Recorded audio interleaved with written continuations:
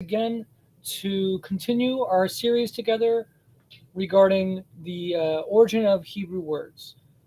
Last time we left off with Adam, the Hebrew word for Adam. And so we're going to continue where we left off there. We're going to start with Adam, recap a little bit from what we talked about last week, and then we'll move on from there, finish up words, Hebrew words that start with Aleph and Dalet as the first two letters. And we will try to go all the way through words that start with the first two letters, Aleph, Zion. So that's our goal for today, to try to cover that. So I want to share the screen for Wiktionary article on Adam.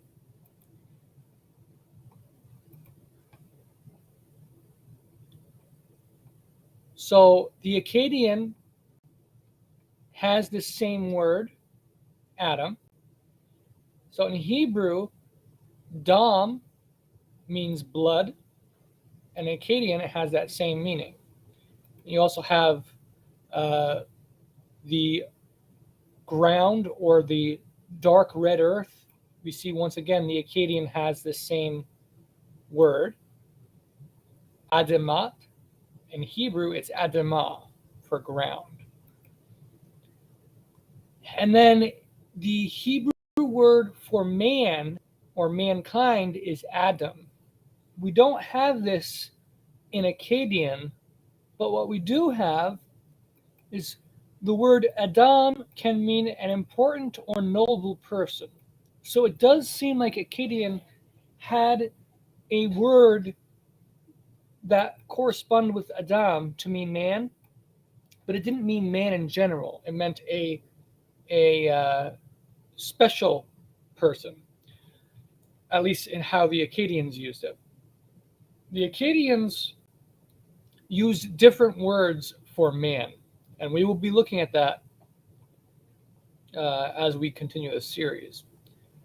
But so here it says the meaning development could be any of the following, where blood is the primary meaning, they say, and then it becomes red earth, and from red earth, perhaps it was then meaning earthling, or as a human being composed of the earth. Another possibility, they say, is that man is composed of blood, and that's why they're called man. Now, I think that's kind of weak. But these are different theories that the scholars are saying here about how the word blood came to mean man. And here we have blood and red, because the same word Adam also means red in Hebrew and in Akkadian. So, but with that said, we're going to move on because we did touch upon Adam last time. So we're going to go on to the next word. So the next word we're going to be doing is, I believe it's Adon, which means Lord. So let me just pull that up for you guys.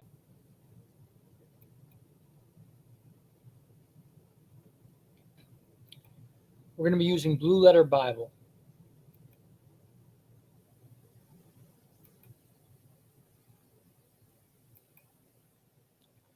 One second here while I pull it up for you guys.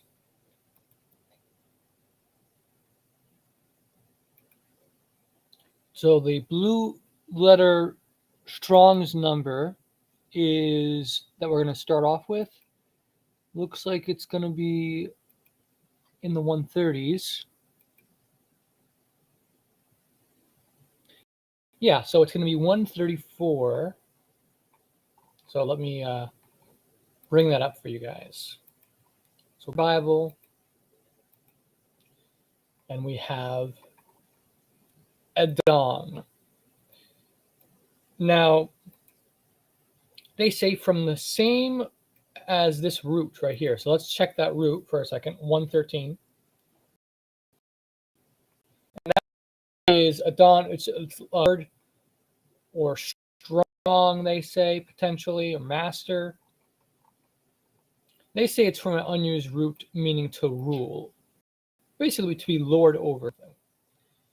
And you see how is it used in the scriptures. Well, it occurs over 300 times and almost exclusively is translated as Lord. It is used for both human lords as well as angelic lords. It's also used to mean husband, so a husband is considered the lord of his wife. And a king can be considered a lord, prince can be considered a lord, a father can be considered lord of his house. Let's see here. And just in general, someone who's your superior, you can refer to as your lord. A prophet apparently has been called lord before as well. Oh yeah, here's it. So 197 times as lord, 105 times as master, how they're translating it. 31 times they put a capital letter to signify that they think it's talking about Yahweh or Elohim. One time as owner. But you see, we shouldn't be using these different words when we're translating. It should be basically the same one word all the time. Like if we take a look at master, let's take a look at master. The same exact word. Under the thigh of Abraham, his master, the camels of his master. And he said, O Lord, God of my master, Abraham. Okay, so here we have Abraham is a servant's master. But now let's go to Lord.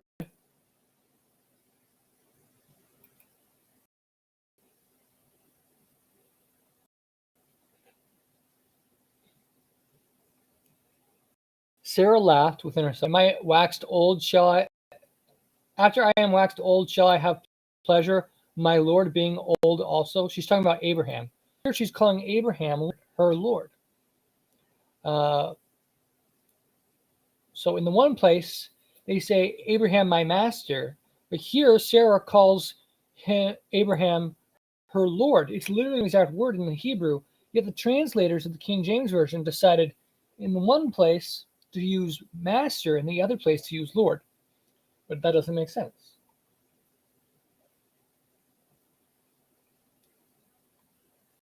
Because they literally mean the same thing. So why not just stick with what it actually says, the one Hebrew word? Either say Lord all the time or master all the time. Don't go back and forth between the two. But here it's, thus shall you speak unto my Lord Esau versus master Abraham. But it's literally the same exact word. So again, the translators are basically making it seem like there's two different words when there's not. And there's literally no reason to distinguish between the meaning. It's literally the same meaning, master or Lord. It's just one word, and it shouldn't be translated with two different words. Let's see who is actually speaking. He commanded them, saying, Jacob sent messengers before him to Esau, his brother. He commanded them, saying, thus shall you speak unto my Lord Esau. So Jacob is calling Esau his Lord.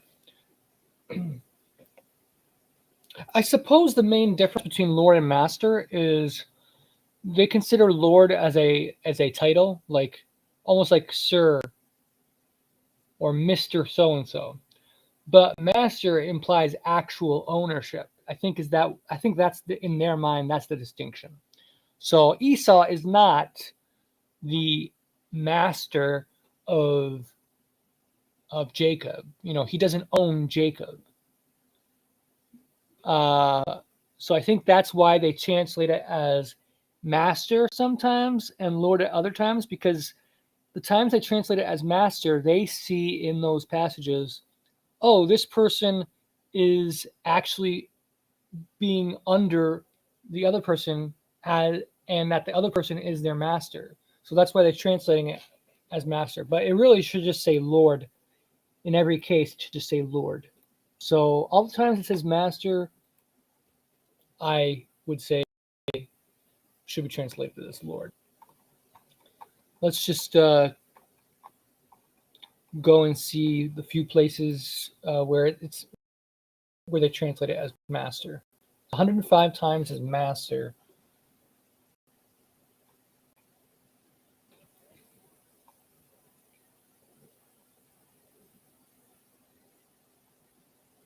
Almost all the time so far, it's to Abraham as master in the translation.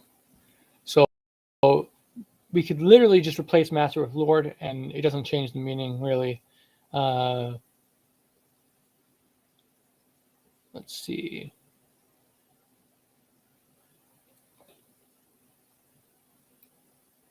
Joseph in the house of his Lord, master, as they translate it. Yeah, so Abraham and Joseph is right here the primary usage. Then you go into the law of Moses. If his master or his Lord should be translated, have given him a wife, if the servant shall plainly say, I love my Lord, and again, the reason they're translating it as master is because they see Lord doesn't necessarily mean you are a master over something, whereas in this context, the Lord is clearly the servant's master. So they're saying, well, the Lord is the master, so we'll translate it as master. But it should just, again, it should just be translated consistently as Lord all throughout here. The Lord of the ox. If the ox shall push a manservant or a maidservant, he shall give unto their master. Oh yeah, so the Lord of the human servants.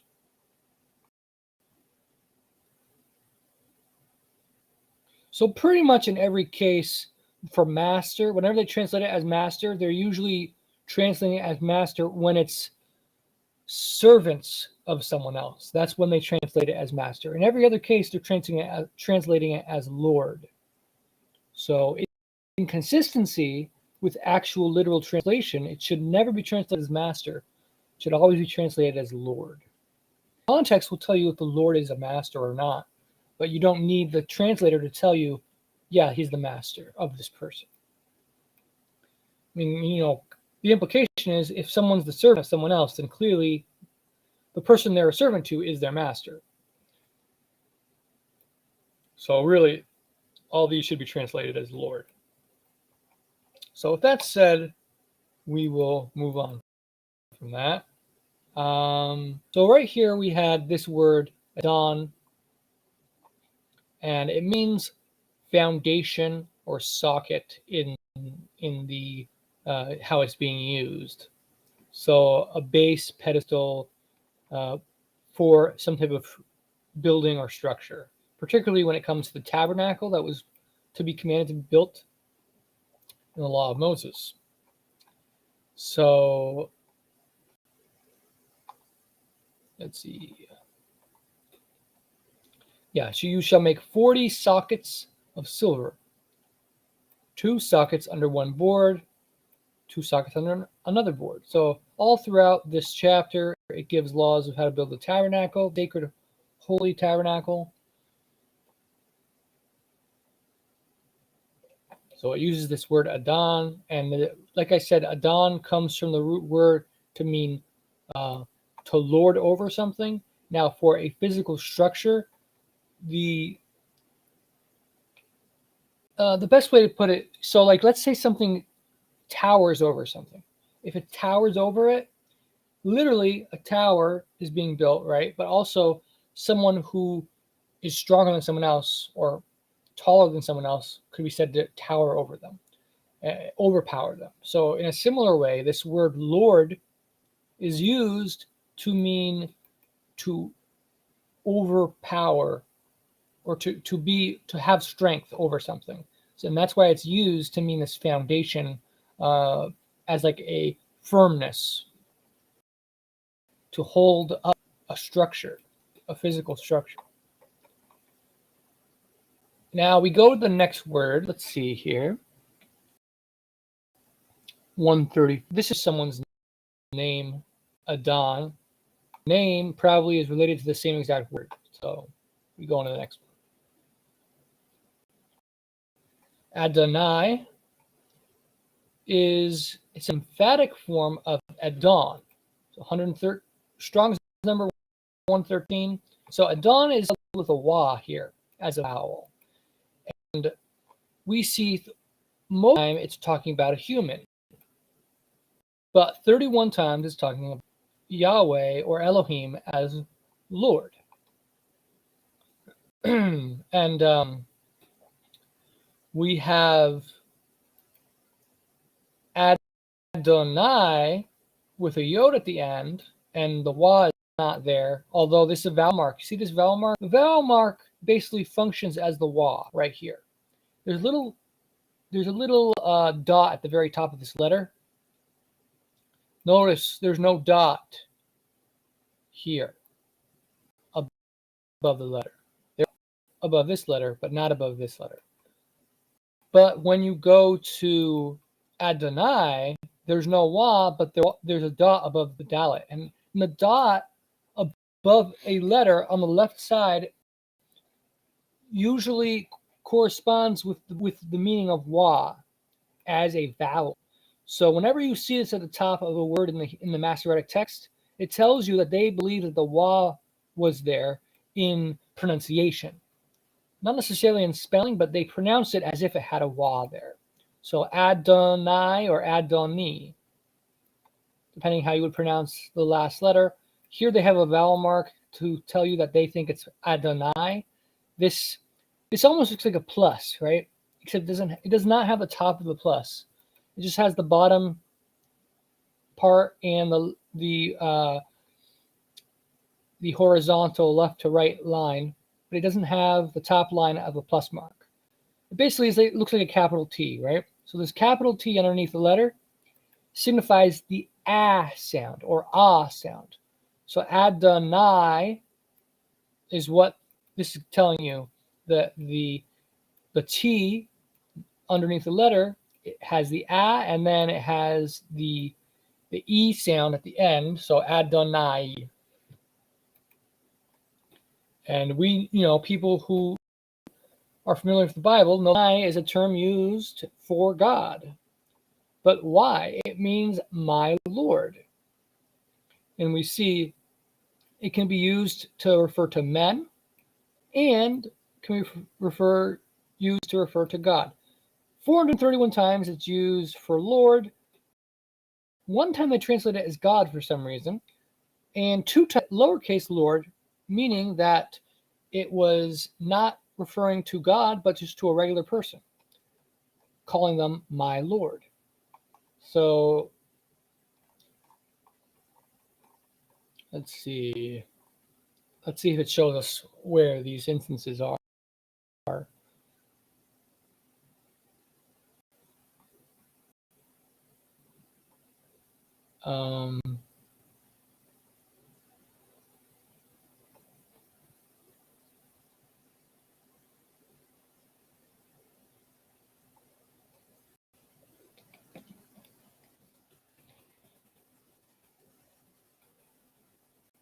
Let's see.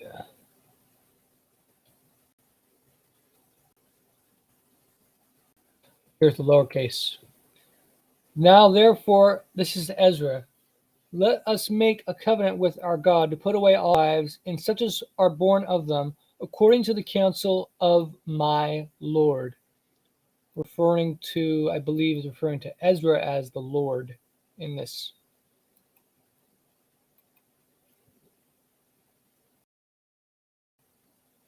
A congregation of men and women and children assembled. Shechaniah answered and said unto Ezra, according to the counsel of my Lord. Ezra is his Lord, according to the translation. So Adonai literally means my, because the yod at the end means my. Let's see if there's any other place where it says my Lord with lowercase letter. I'm just seeing in that one place of Ezra. So with that said, let's go back here. Take a look at the one time they said it as God. So most of the time here we're seeing Lord God, Lord God. Whenever we see Lord God, it's being deceptive. It makes it look like it's saying Adon Elohim, but most of the time it's actually Adon Yahweh in the text. So, so see how it's capital letters G-O-D instead of capital G lowercase o-d?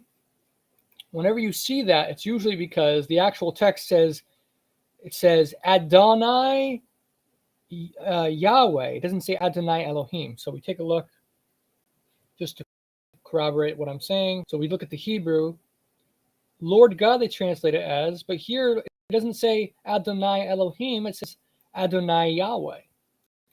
So literally they have incorrectly translated Yahweh as God. And the reason they're doing that is because Adonai means Lord, but Yahweh, they also translate it as Lord. So it would be kind of silly to say Abraham said Lord, Lord, when it's two different words. So they want to help you understand that two different words are being used here.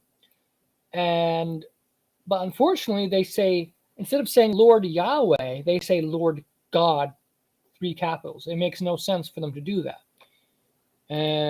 But they do that multiple times throughout Scripture. They do that a lot of times. They do it here. Capital letters, they're doing it. So we have it again in Genesis 15:8. So Adonai Yahweh. Adonai Yahweh. Deuteronomy 9. Joshua 7. Again, in Judges 6:22, they do the same thing. In Judges 16, Samson calls him Adonai Yahweh or Lord Yahweh. David says, "Who am I, Lord Yahweh?" So why can't they just translate it Lord Yahweh? Why do they have to say Lord God incorrectly? So all throughout, we're seeing in 1 Kings, in Ezra. No, not in Ezra, sorry. But in Psalm, let's see. Well, here they have my God and my Lord. And it's not capitals. So it does use El or Elohim in these places. Unto God the Lord, Psalm 68:20. Let's take a look here.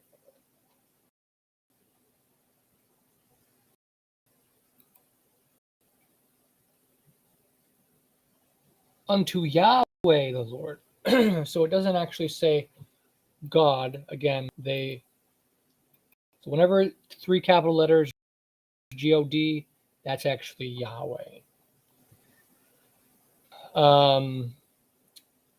Lord God of hosts, it actually says Lord Yahweh of hosts. We'll double check, make sure what I'm saying is correct. 69:6. Adonai Yahweh Sevayot. So Lord Yahweh of hosts. Okay. So we see that the scribes, essentially, translators are scribes, essentially. The scribes are freely altering the text to change the divine names. Now, I argue Lord of hosts or Yahweh of hosts was originally Baal of hosts, meaning master of hosts. But regardless, the actual Hebrew text here says Yahweh of hosts, but they're translating it as God of hosts. So that's a problem when the translators are translating incorrectly, but they're not making it clear to you what the Hebrew text says. Now, if you look in the prefaces of the King James Version, for example, they will explain to you that G-O-D, capital letters, means Yahweh. But most of the people are not going to read the preface, which explains that. So people are being misled into thinking that it says God there when it doesn't. So, do thou for me, O God the Lord, O Yahweh Lord, is what it actually says. So, and you can see it all throughout in many different verses. You're going to see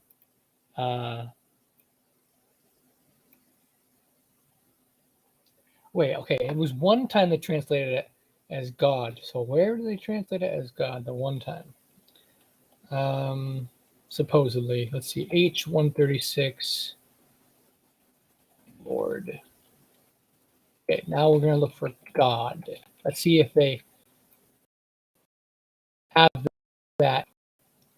See if where they translate it as God. Supposedly, they translate it one time as God.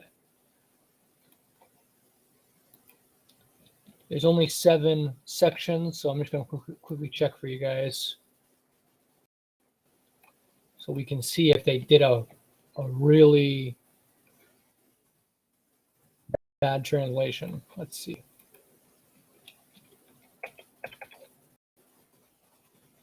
Sometimes, by the way, the Blue Letter Bible isn't 100% accurate. So sometimes it'll say that it's translated a certain way when it's not. So keep in mind that Blue Letter Bible doesn't always have perfect. Okay, so here it is though. Okay.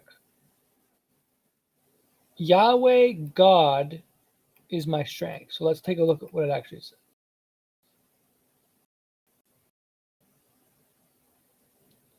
It actually says Yahweh Adonai.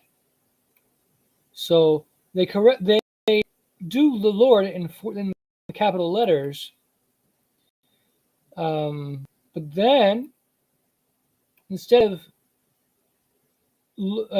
Adonai is Lord or Master, but because they said Lord for Yahweh already, they don't want to say Lord 2 times in a row. So they do what they were doing elsewhere, Lord God. So they actually translate Adonai as God. So this is just evidence that the translators are translating things incorrectly.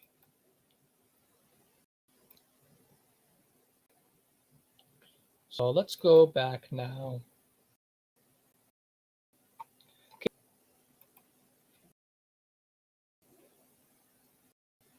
Then we have a guy's name, Adonai. So that would be my Lord is Bezek. Adonai, Yah is Lord. Or Ijah is how they often render it, but so Adonai. So let's see, 139. Adon Zadok. So Melchizedek. So here, instead of Melchizedek, it's Adonai, but it has the same ending. It means righteous. My Lord is Zedek. Now, this is a Canaanite king slain by Joshua. So there was a god named Zedek amongst the Canaanites, a Canaanite god Zedek. So probably this Canaanite king isn't saying Yahweh, my Lord, is righteous, or my Lord is righteous. Instead, the guy was named that because he was saying the god Zedek is his Lord. So his father,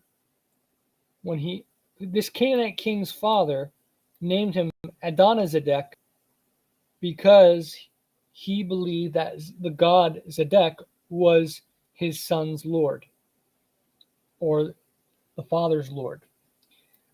So Zedek probably refers to the Canaanite god Zedek.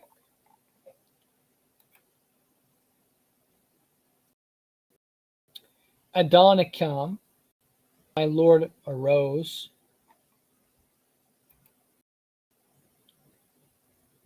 Adoniram, very similar, is exalted or has exalted. So now we get to means to be great, glorious.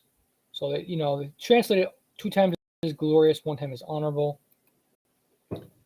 Glorious and honorable almost mean the same thing, but again, they should be translated basically the same way. There's no need to distinguish between those 2 words.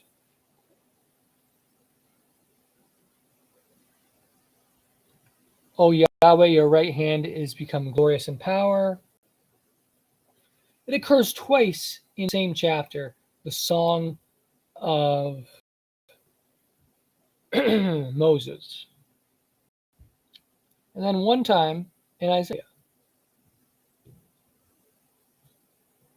Okay. We're going to review some of these words again, but I'm just trying to go through the Blue Letter Bible for a second here. So Adar as well, name. Say the month name perhaps means glorious. That's their guess. They say it means fire. Adar. So the month Adar. It's used in Esther. Lots of times in Esther. The only book in the Old Testament where it uses that month name, the name for that month. Adar. Another word, Adar, is Aramaic version of the same word. So, like I told you guys before, the Strong's Concordance will literally give the same exact word a different Strong's number if that word occurs in Aramaic as well. So, unnecessarily, it makes it seem like there's a lot more Hebrew words than there are. So, the book of Ezra has the same month name, Adar, but it's in Aramaic in this verse. So, it's literally spelled the exact same way as the Hebrew, so it's the same word, Adar. Then we have, well, glory or magnificence, a mantle, cloak. So let's see how it's used. Micah, ye pull off the robe with the garment from them, cast it unto the potter, a goodly price that I was prized at of them. So if we take the primary meaning of magnificent or glory, let's just say magnificent. So you pull off the magnificence with the garment from them that pass by securely. And a robe is considered a magnificent garment, essentially.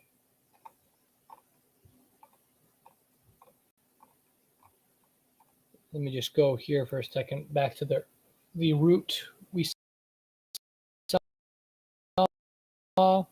So instead of glorious and we can try to translate it as, let's see if that works.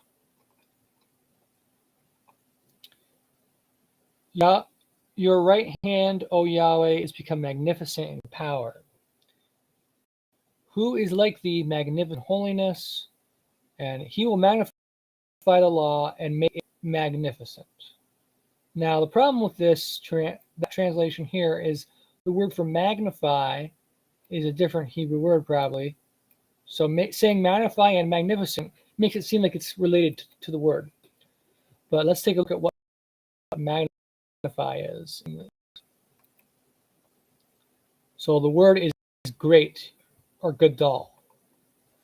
He will make grand or great or large. He will enlarge.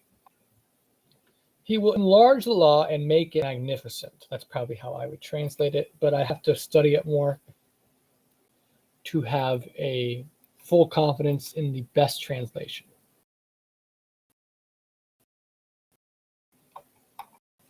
But we want to translate it in a way that doesn't confuse people and make them think that the same word is being, it's not. So that's why magnify and magnificent would be deceptive translation.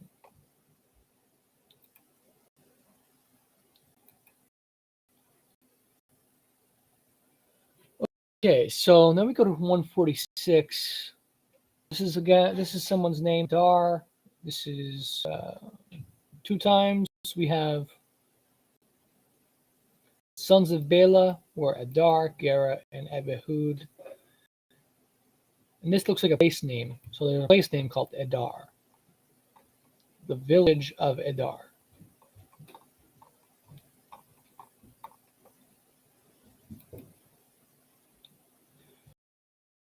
Okay, now another Adar means threshing floor.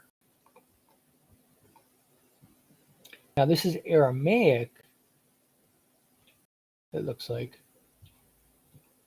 So it occurs in Daniel.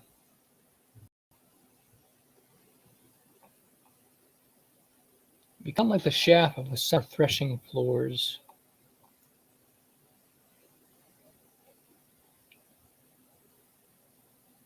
Here we have, there is a Hebrew word, nadar. They say it could be related. The Aramaic word could be related to nadar.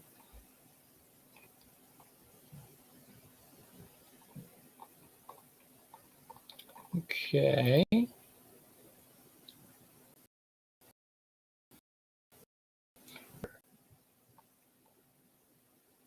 Comes from two different root words combined. So Adar,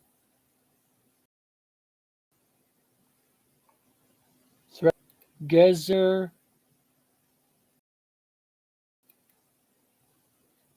be, or determine. So it can refer to a soothsayer who cuts out the meaning.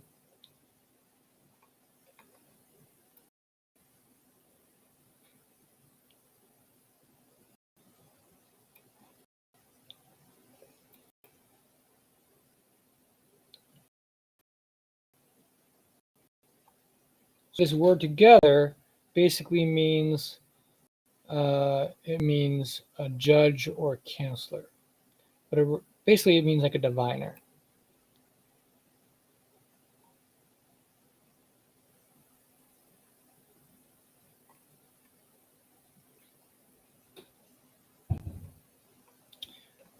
Okay, they translate it as judges, but it's definitely a different word than the normal word for judges.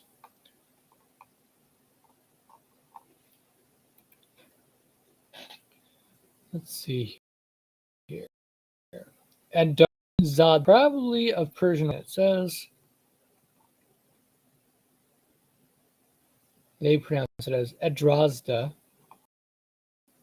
So correctly, exactly, diligently, earnestly.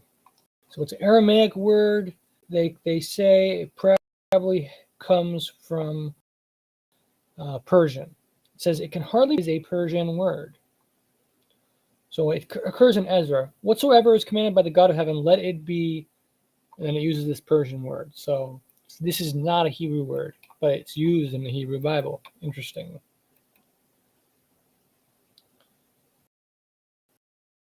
Archon, and this is a Persian word. Persian origin, a derrick or Persian coin. Okay. Yeah, so again, a derrick Persian coin made of pure gold, much used by the Jews so long as they were subject to the rule of the Persians. The letter Aleph is prosthetic. Prosthetic just means it's added to the beginning, but it doesn't really change the meaning. It's added for pronunciation purposes. So it occurs in Chronicles as well as Ezra. Okay. Now we go to the next.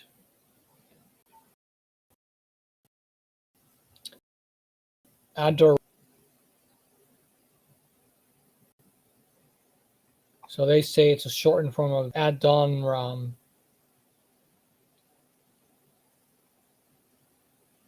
Which would mean my Lord is exalted. Someone's name. Adar Malek,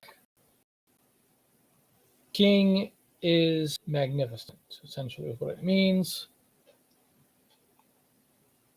Although Malek in Akkadian or Syrian means prince. So it could mean Adar is prince.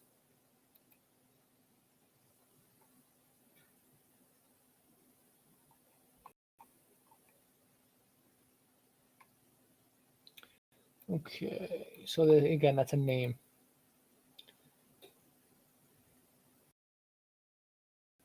And then here we have Adara, orthograph for Dara. This is an Aramaic word, and it means an arm. But yeah, this is an Aramaic spelling.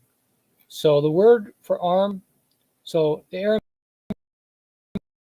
Aramaic, the same exact word, it occurs in Hebrew, but instead of a dalet, it's spelled with a Z. So Zara versus Dara. Dara, Zara. Similar. But they variant. So it's an Aramaic word. Here we have this is a name, place of a city. Next we have Adarat. So this is a feminine noun. It means mantle, garment, robe. So basically the same meaning as we saw elsewhere earlier. Glory, goodly. So magnificent, essentially.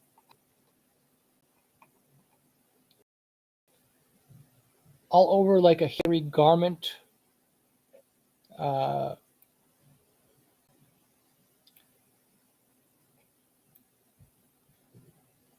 So here they had translated as garment. Here they translate it as mantle.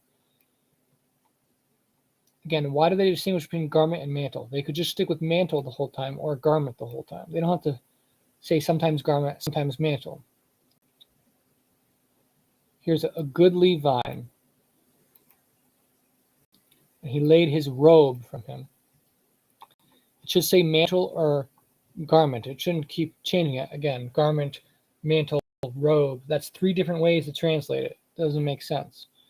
I'm going to just double check what does the word garment mean, like literally mean. See if it gives us any. Interesting. This is kind of cool. I'm going to share the. I just saw the comment now. Natalia, shalom, Onia, shalom. Thank you for your shalom. So I'm going to share Wiktionary now, and this is kind of interesting because it relates to magnificent. So garment.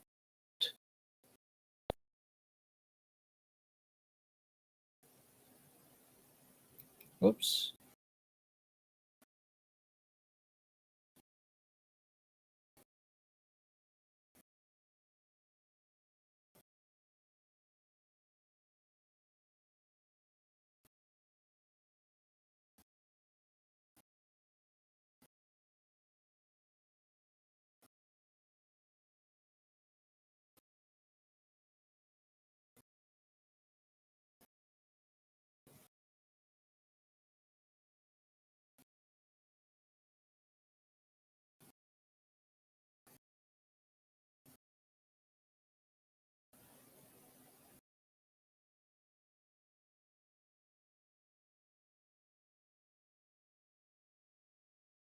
All right. So so here we see it says to garnish, adorn, fortify. So this has a similar meaning of magnificence. So you could see why the word for magnificent can be used to mean garment, because it means to adorn. So the word actually could mean adorn, or rather than magnificent. Trying to come with the best translation for the word. So let's take a look at adorn. Shalom, Davy. Thank you for your shalom. So we're going to take a look at Adorn. Let's see if the adorn holds. So adornment would be like a garment. Okay.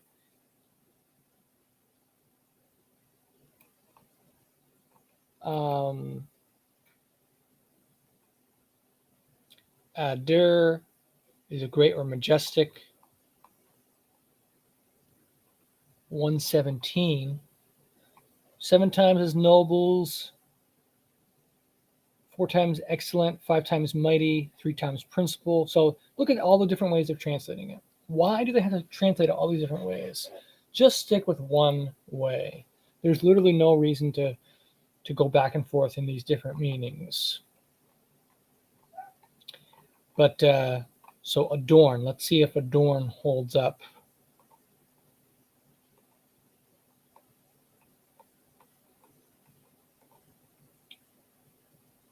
Thy right hand, O Yahweh, is become adorned in power. Who is like thee adorned in holiness? He will magnify the law and make it adorned. So that's unusual way to say it. We're not used to people saying it like that, but I think it holds up for the English word adorn, to make more beautiful and attractive, to decorate. So I would probably go with adorn as the meaning, or magnificent. All right, so now let's go back where we were before.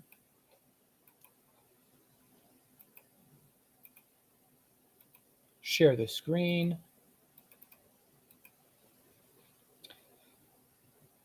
Okay, so we went back here. So it's the feminine of this word.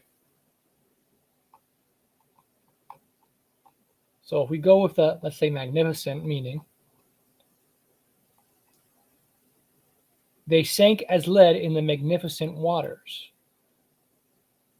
They translate it as mighty. Why can't they just say magnificent?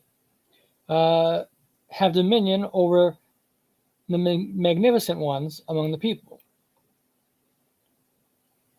She brought forth butter in a magnificent dish. Deliver us out of the hand of these magnificent gods. So they literally do not have to change the word that's being used, but they do for some reason. How magnificent is thy name? Just stick with one primary word to translate it.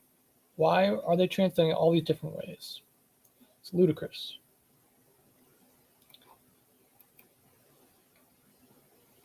So my translation for my Bible project is going to, as much as possible, stick with one word for translation. It's not always going to be possible. Not always going to be possible for a literal translation, but as much as possible. My Bible version will be doing that. So my hope is to share with you guys that in the future as it comes out. But now, with that said, so that's the Blue Letter Bible. So now let's go to the, we're going to go to the Comprehensive Etymological Dictionary.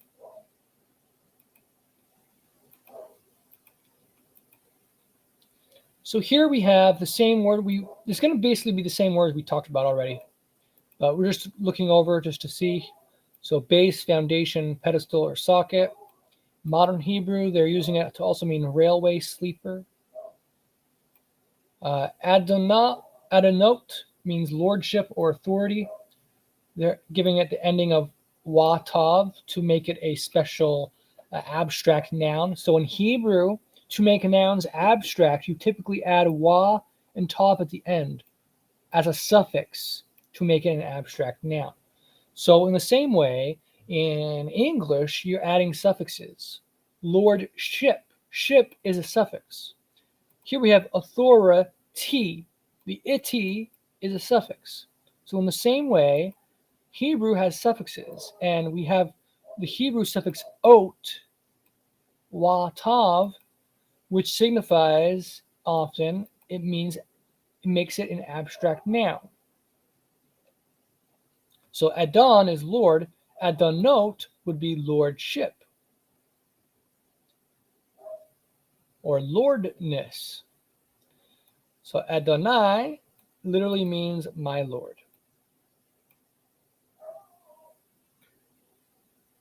Adon, let's see, Adon Hasada.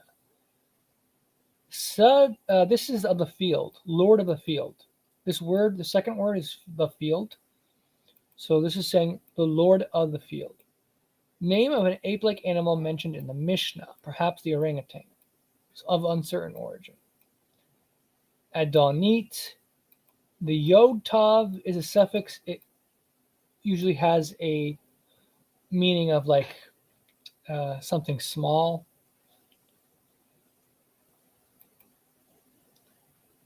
Adak. It says it's a post-biblical Hebrew word. We don't know the origin of it. They claim. It's a dropping tube or dropper. Here we have there's an Aramaic word which means to fasten to something. It's adak. So probably comes from the Aramaic. It might be related to the base where it's spelled with a hey instead, chedak, or possibly with a het, hadak.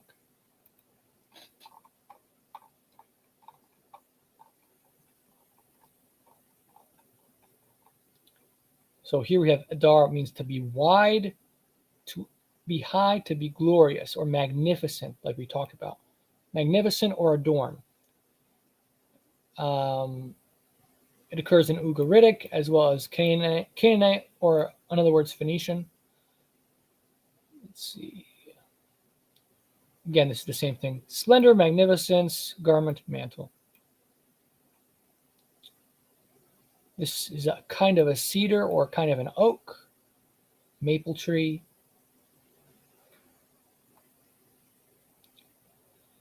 This in post-biblical Hebrew means a skin of an animal. And here we have the name Adar of the month, related to the Akkadian name of the month.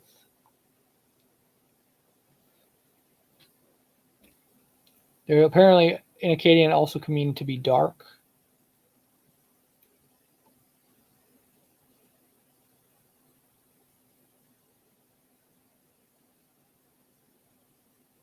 Let's see. Here we have Adar Ba, it looks like. And they say it means on the contrary. It's actually upon the greater. It looks like is what they're saying.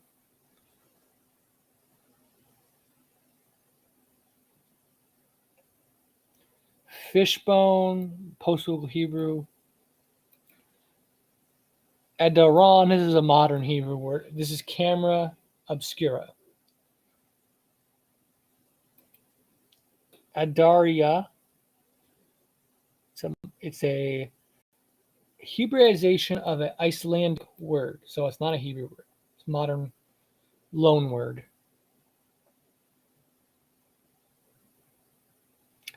Adressa means address. It's a modern loan word from Latin or French. Modern Hebrew borrows a lot of words from other languages. Okay, so then we have Adar Khan. That's the Persian word we talked about. It means the coin, the special coin from Persian. And Adar Kata, legal permission to seize the debtor's property, right of seizure, post-biblical Hebrew word.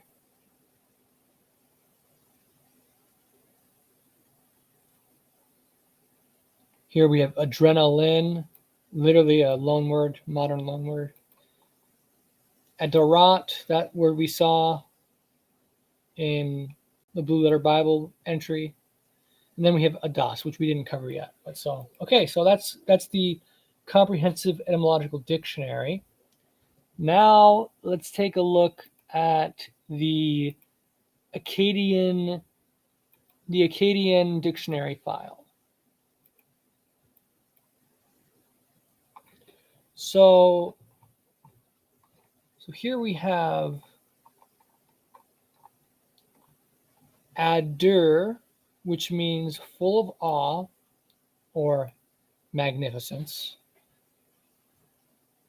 In Akkadian, it occurs adaru from the Babylonian, Standard Babylonian as well.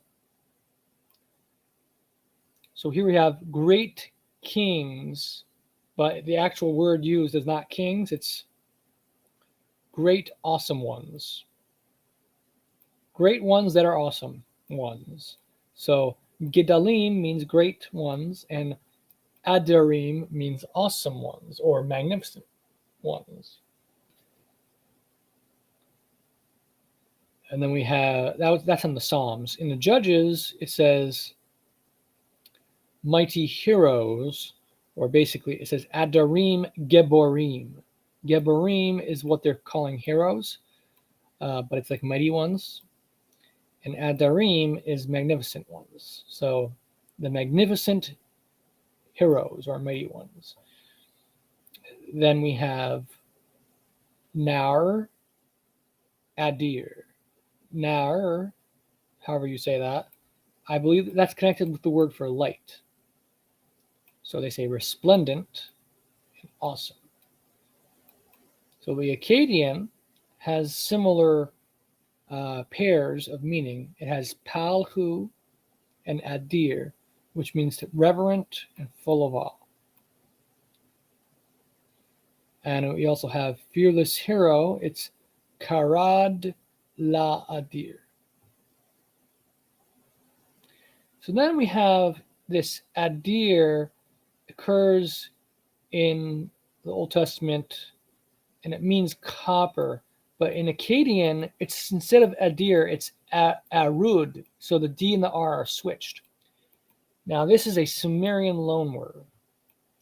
So it says, it should be observed, however, that Adir is always employed in Biblical Hebrew as an adjective, never as a substantive. It says, in Isaiah 10:34, it was rendered or translated as in their majesty, with its noble trees, by a majestic blow, or with its splendor, or in its majesty. These are different translations. But they are arguing that this could actually be a corruption, and that the original text was using a Sumerian loanword for copper from the Akkadian. So in light of the parallel word barzel in the same passage, same verse, Tur Sinai equates adir to the Akkadian word erud. So it occurs in Sennacherib's Annals. So they say, accordingly, Isaiah 10:34 might be rendered as, in the thicket of the forest shall be hacked away with iron, and the Lebanon shall fall by copper.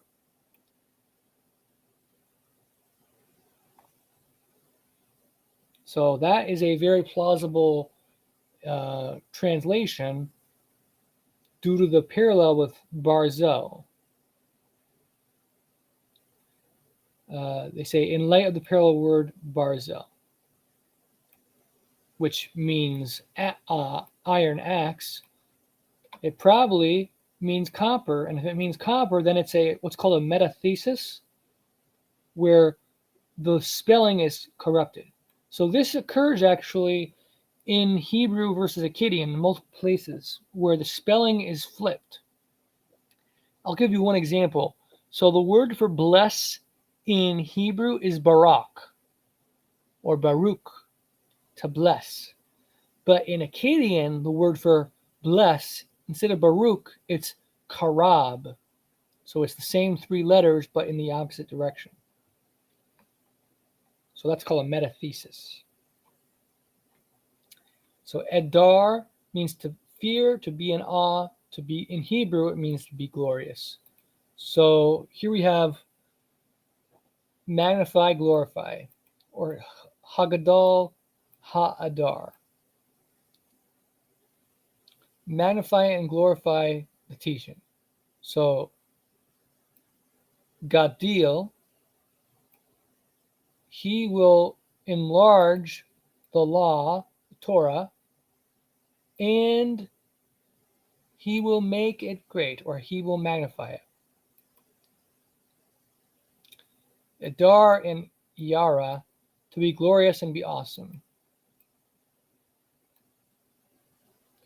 Who is like you, majestic in holiness, awesome in splendor, working wonders? So who, me is who.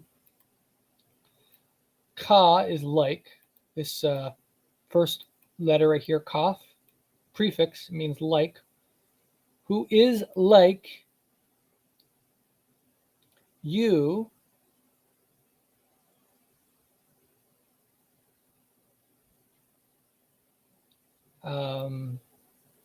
you is the, actually in this case, like is kaf and mem together, and then kaf at the end here, and hey is you. So who is like you, being majestic or magnificent in holiness, in Kadesh. Bet means in, Kadesh means holy, in holiness. Being awesome in splendor. But it actually says not in, it's of. Awesome of splendor. Because the word for in is right here, bet, prefix, but there's no bet here. So it's of. And then working wonders. So this word means work or make, asya, and then wonder, pala, wonder worker, or wonder working. And so the Akkadian has Adar and Pala, which means to be in awe or fear, and Palhak, Adorak,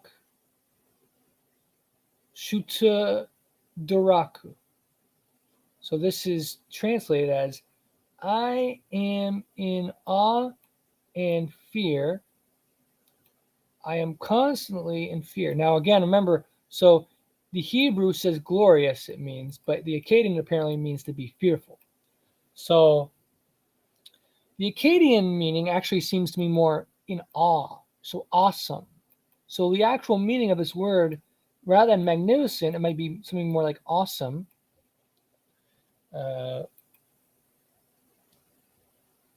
If we're using the Akkadian and comparing it to the Hebrew, the common meaning is awesome. Because awe means fear. Like, for example, you ever hear of someone say something is terrible, right? That's terrible. That's terrifying. But you can also hear someone say, that's terrific. Terrific. That's a good thing, right? Terrific. In the same way, you have something similar for awe, the word awe. You have that's awesome, but you also have that's awful, full of awe. But you're saying that as a bad thing, awful. Awful, awesome, in the same way, terrific, terrible, terrifying. So you have a positive meaning and a negative meaning to these words. Let's see.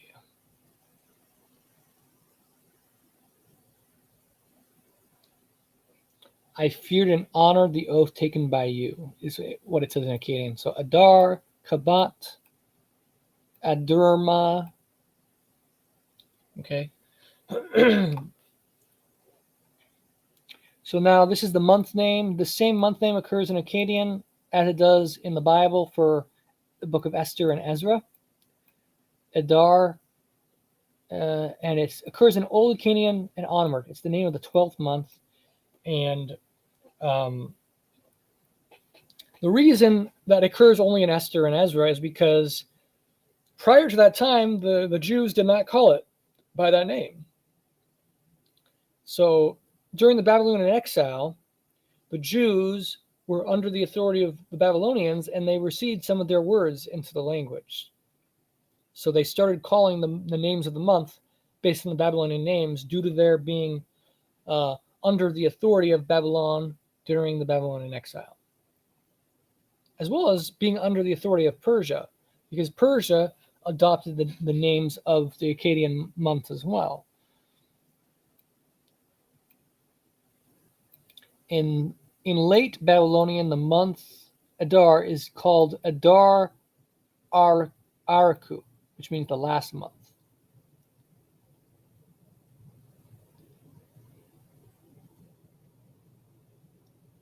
Let's see.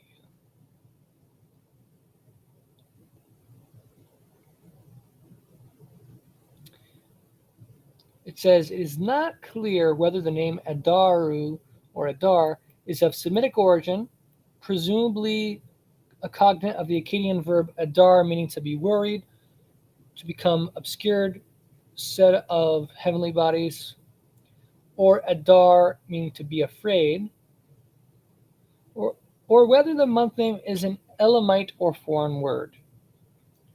According to Assyrian astrolabe B, this was the month of Ea and Enki's happiness. Okay, so that's all we have for Aleph Dalet words in the Akkadian dictionary.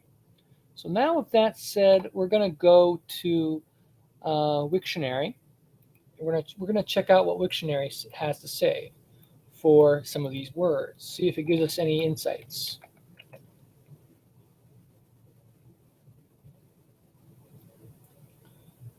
Let's see here.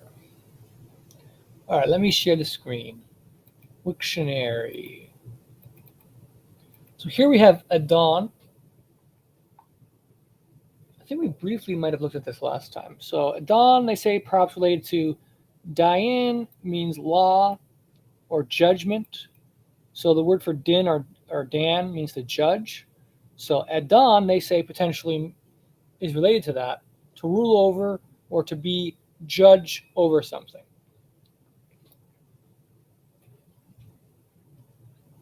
The Ugaritic, it occurs in Canaanite. Okay.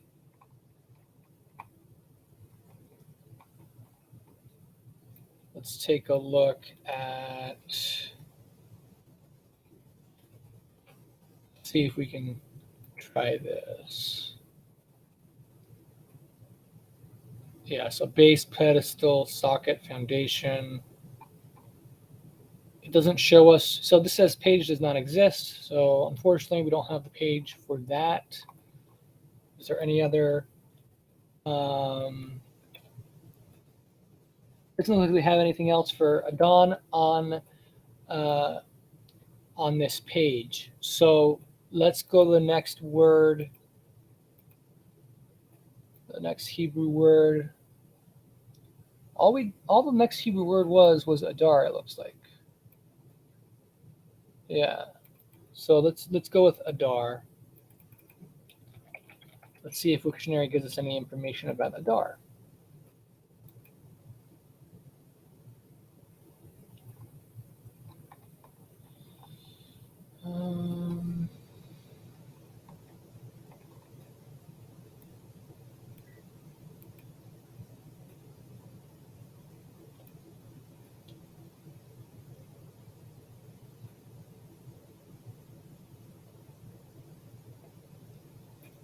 Let's see here. One sec. I'm going to look up Adir, which means magnificent or glorious. So let me look that up.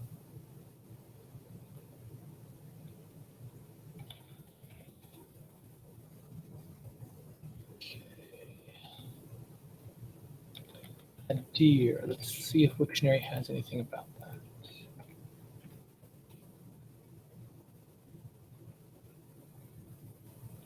So it just it says mighty or powerful, but it does not have the etymology for that.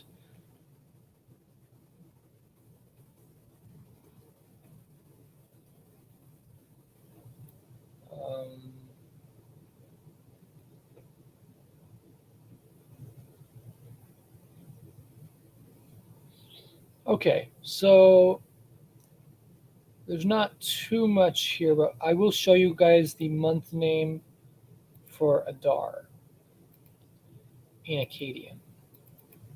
So the month name Adar, so here it's the last month, the 12th month or the 6th month in the Jewish calendar. But it's the 12th month in the Akkadian calendar. And it comes from the Akkadian word. Here, the Akkadian word is spelled with two different words. The first word means month, and the second word means grain, it looks like. So you see it's spelled month of grain. It can be spelled by logograms and by phonetic spelling. So phonetic spelling, this first letter or word is a. The second word or letter is da. Third word or letter is ru. And the last letter / word is So you can spell it by sounding it out with the Sumerian words. These are all Sumerian words, but the Akkadian is using these Sumerian words to pronounce the word Adar. This also a, then this is da, so it's the same exact first two words, ada, and then it's the last ru, so it's the same three words spelling, but this first way of spelling it, you have the case ending, the but this way of spelling it, you don't. So later Akkadian drops the the M endings. But so here we have the logogram spelling. So this is like basically the meaning way of spelling it. So you're spelling it with the two words of Sumerian. This first word means month, and the second word means grain. But then we have these two other words, which I got to see what those words are. So let's take a look at what that other word is.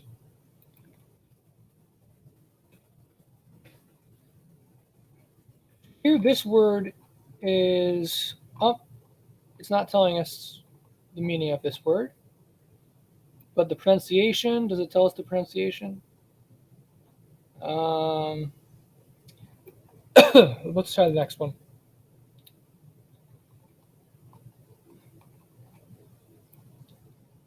All right, the next one is, let's see if that one has anything. All right, this one has, so the Sumerian word can mean street, heal, or to break off, divert, split open, okay, cut off, decide, divide, scatter. Okay, so these are some of the different meanings. Tar, okay, tar.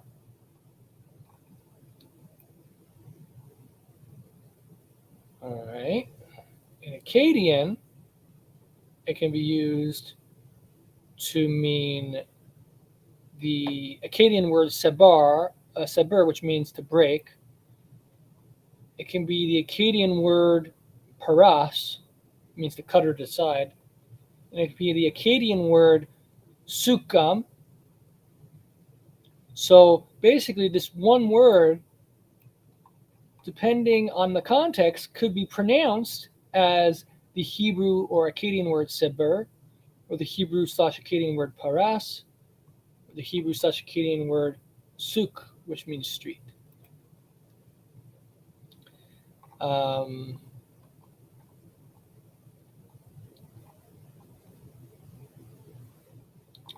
it can also have the phonetic value of all these different values. So it can have the value of kud or kut with a Q, sil or shil, tar, has. So when it has these slashes, that means they're considered the same thing. So like D and T was basically considered the same in Sumerian. So it doubled as that word doubled in for the sounds, D and T. That's why the Akkadians could use it to mean both D and T. They could also use it to mean different S sounds. They could use it to mean the Z sound or normal S, or this different S, or this S. So basically every S sound they could essentially use it as.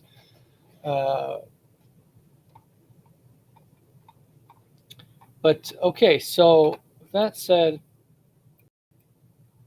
so the main way of spelling this word Adar is with the first two words, month and grain. So we take a look at this first word, month, and it's this Sumerian word.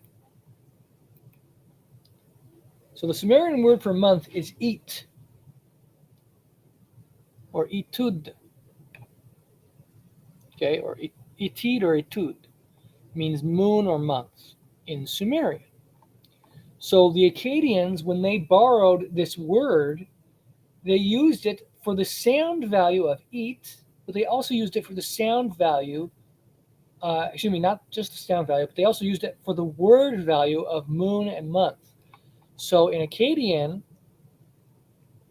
or the Hittites also use this word for their word month. But so the Akkadians,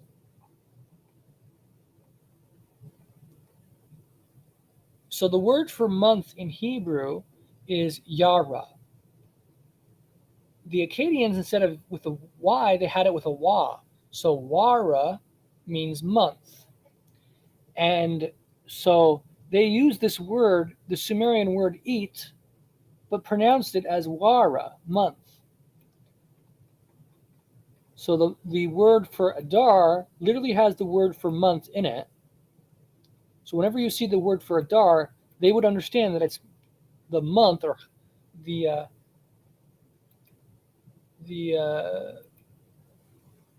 Yara, by the way, means moon in Hebrew, actually. It means the moon. So the Akkadians use this word Yara or Wara for moon or month. Basically, they considered months based on the moon for the Babylonians or the Akkadians. And you see it in the Bible a few places where it uses the word Yara to mean lunar month.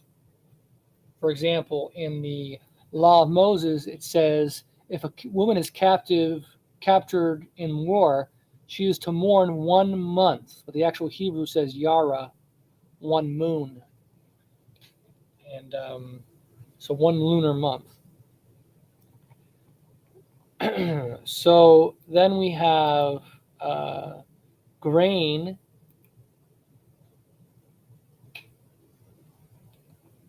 So the Sumerian word for grain is se or she, barley, grain. Could also be the Sumerian word that, means that. Now, the Akkadians use that word to mean the Akkadian word for grain,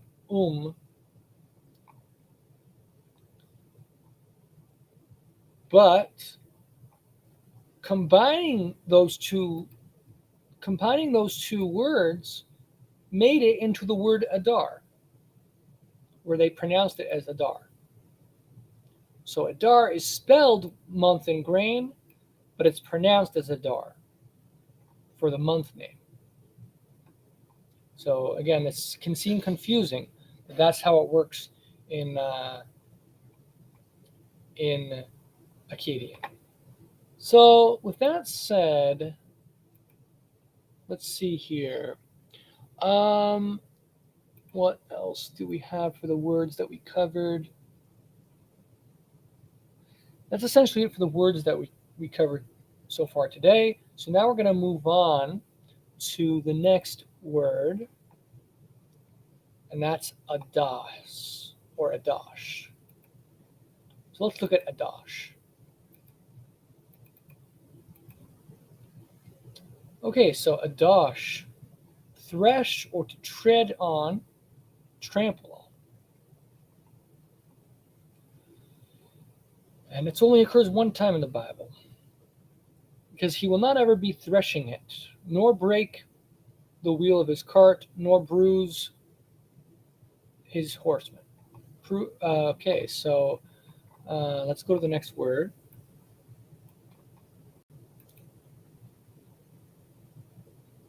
Okay, the next word is ahav, which is love. So let me just quickly look up a dash on Wikipedia. Actually, not Wikipedia, Wiktionary, just to see what it says.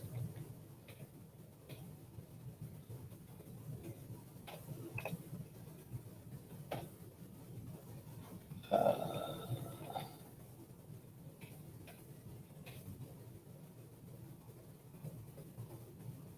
well, it's not showing up in Wiktionary.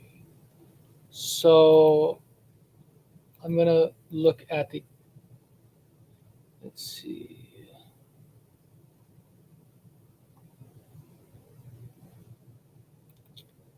So, like we said, the Hebrew says to tread on. Now, let's look at the Etymological Dictionary of Hebrew, and it says das, to be indifferent. Aramaic can mean he was silent.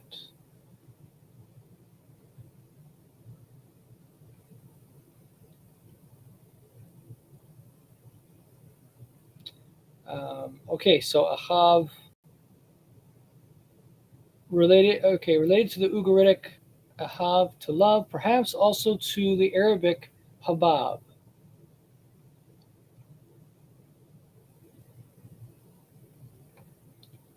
All right, let's go back to Blue Letter Bible for a second.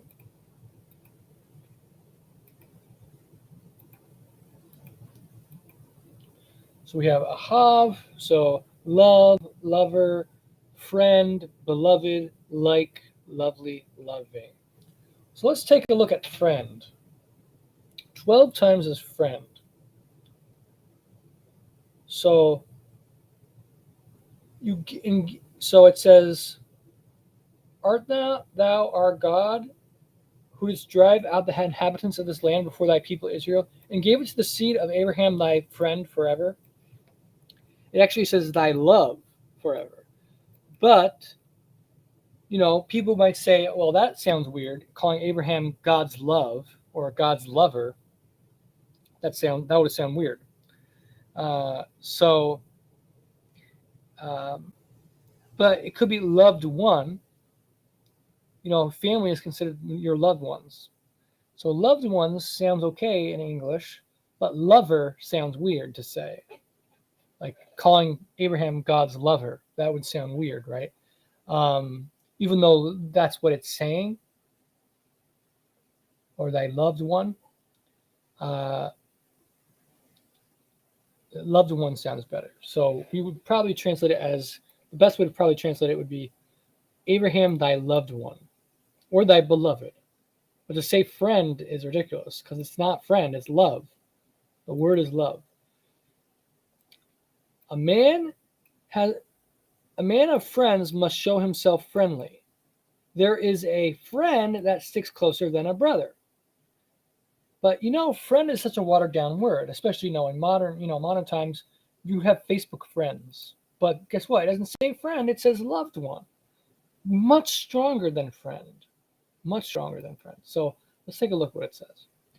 A man of friends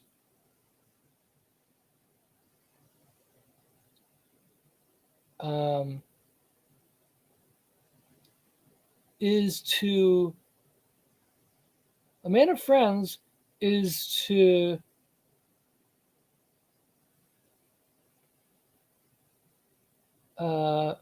so this right here is reflexive. So however you say this, roga. This word means friend, but this means yourself, oneself. This means to, like the infinitive for to. Are you going to eat that? Are you going to do this? Are you going to do that? So this right here, lamed, in this context, it makes it an infinitive. So a man of friends is to make himself friendly.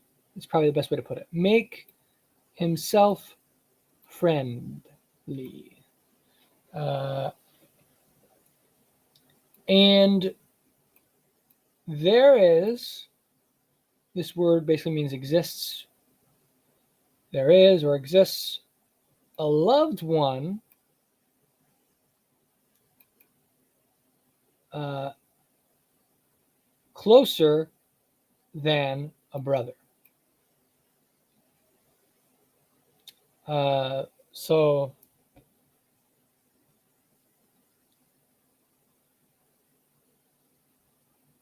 So what it's telling us. So this is really interesting because the translation is not clearly conveying what the text is trying to say. So the text is telling us that in order to have a friend that sticks closer than a brother, you have to be a good friend to that person. By being a good friend to someone else, then they will be there for you, is basically what it's saying. So um, it says, a man of friends is to make himself friendly. And there is a loved one that is closer than a brother. So it's saying if you want to have someone, a loved friend who's closer than a brother, then you must be friendly towards people. In order to have that person, you have to be friends to them and make someone a good friend to you. So we're missing that in the translation because it just says a friend is closer than a brother. But this is actually a direct result of what it's saying that you have to do. A man of friends needs to make himself friendly so that he can have a loved one who will be closer than a brother. So again, it should say loved one, not friend.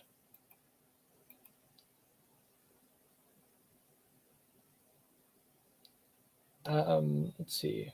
A friend loves at all times. Let's take a look. It probably says, it doesn't say the word a loved one. So let's take a look. In every time loves the friend. The friend loves in every time. Okay, that's what it says. So it doesn't say a loved one, but it says a friend love. All right. So let's see here.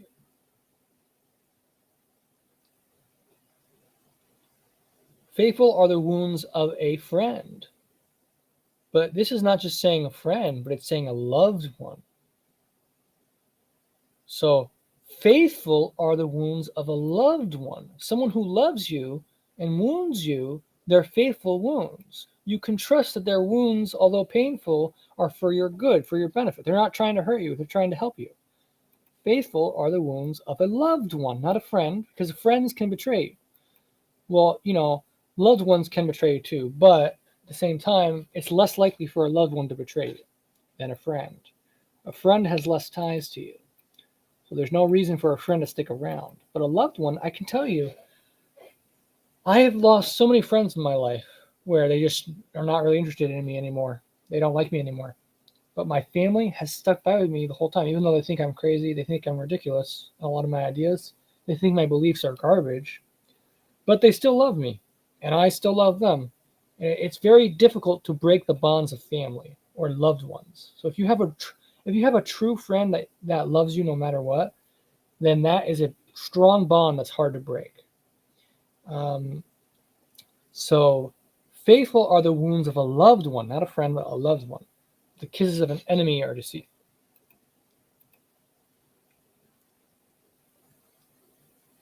Let's see. Again, Abraham, my loved one, not my friend, but my loved one.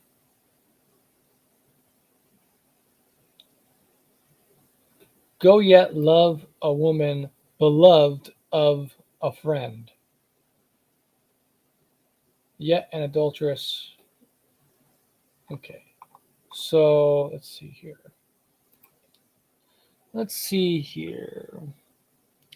We also have like.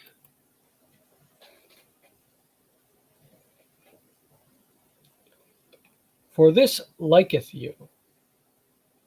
Offer a sacrifice of thanksgiving with leaven, and proclaim, publishing the free offerings, for this liketh you.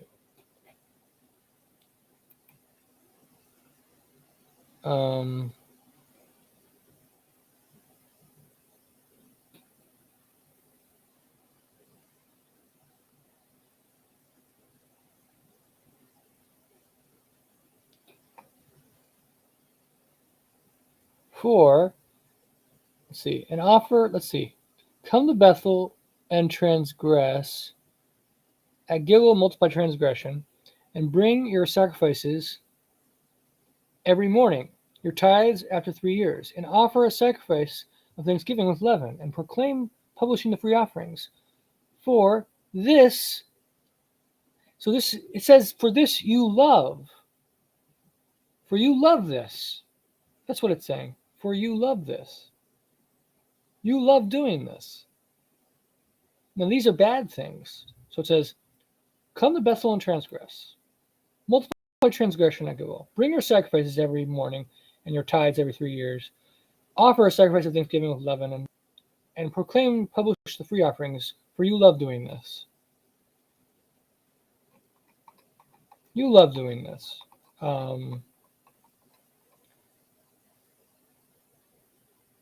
And I also have given you cleanness of teeth in all your cities, and want of bread in all your places, yet you have not returned unto me. And also I have withholden the rain from you. But so, okay. Lovely. Let's see, lovely.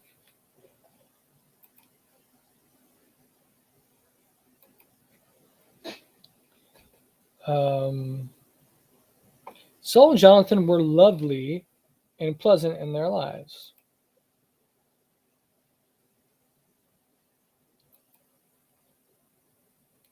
Saul and Jonathan were, let's see,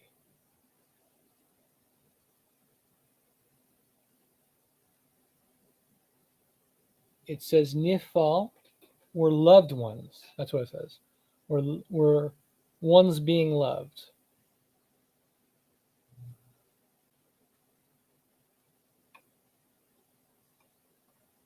Let's see.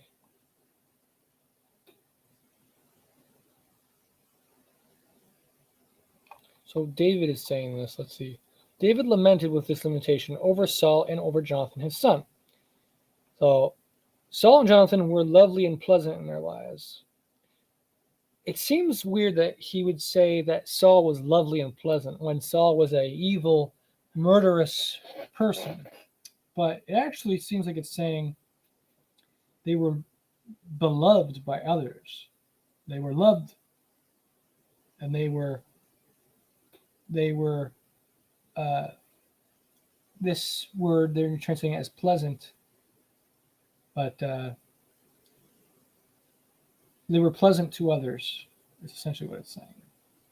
But it's not saying that Saul was a lovely person, but he was loved by others, and Saul was,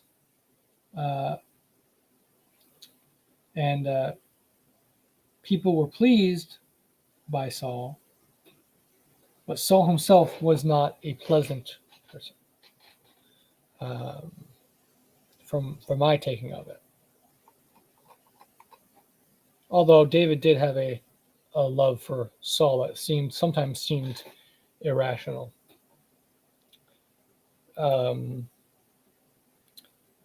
Weep over Saul.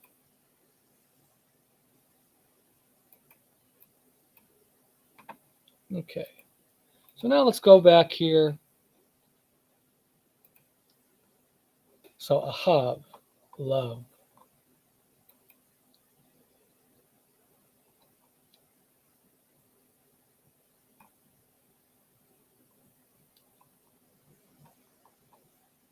They have a different word for, it's basically the same exact word, spelled the same way, different vowel marks, and they translate it as lovers and loving.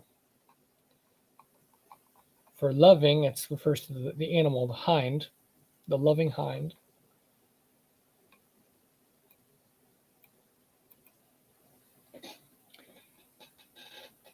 Here we have a loved object.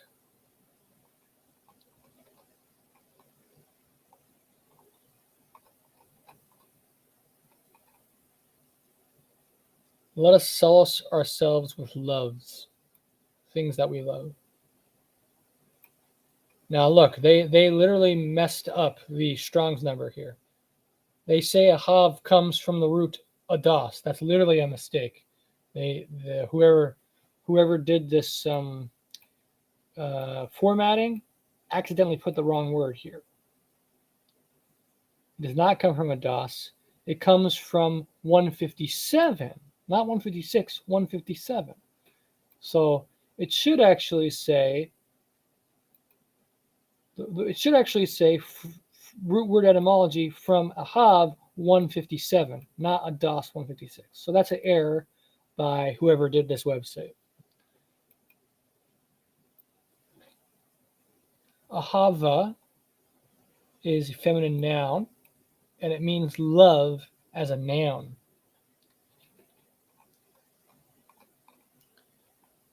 So, you have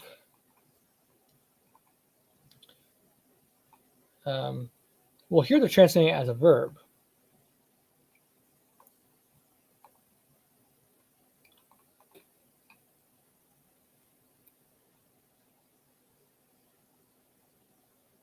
Hold on a second. You say it's a feminine noun, but they're translating it as a verb.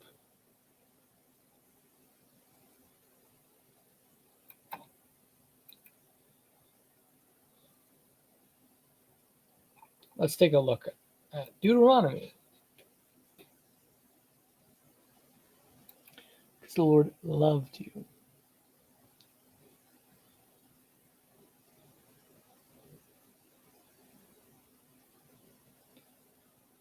For from love, let's see.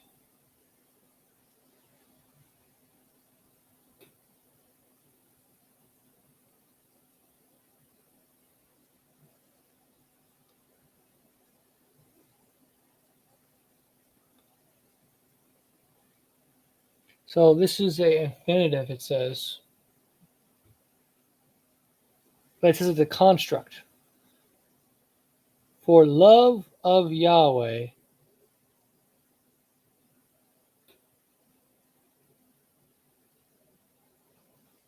let me look at another example.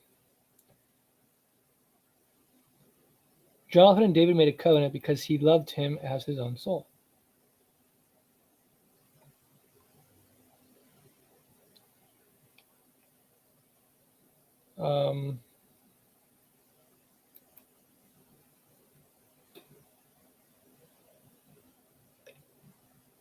Here it says, and he made, Jonathan and David made a covenant in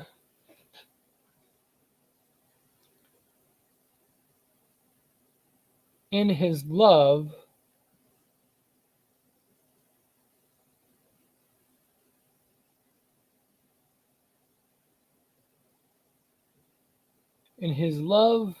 of him.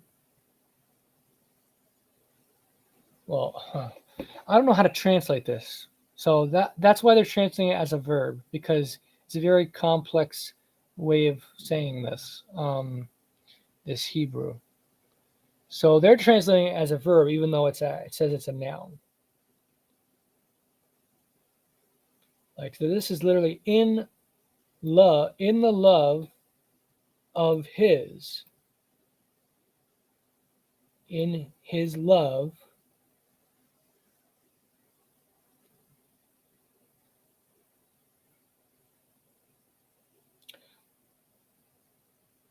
Let's see.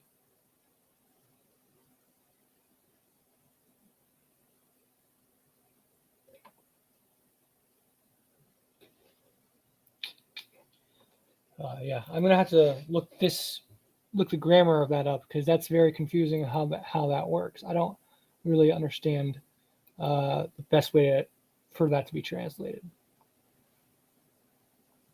Because so Hebrew doesn't always have the same exact phrase as English does. So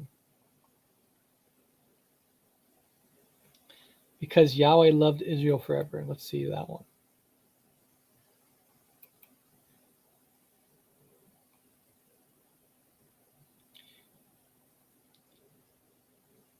Let's see. Yahweh thy God is blessed, or blessed be Yahweh thy God, which delights in you to deliver or give thee, to give thee or set thee upon the throne of Israel. They say, because Yahweh loved Israel forever. But it says in here, in the actual Hebrew. But here it says it's an infinitive construct. So, upon the throne of Israel, in loving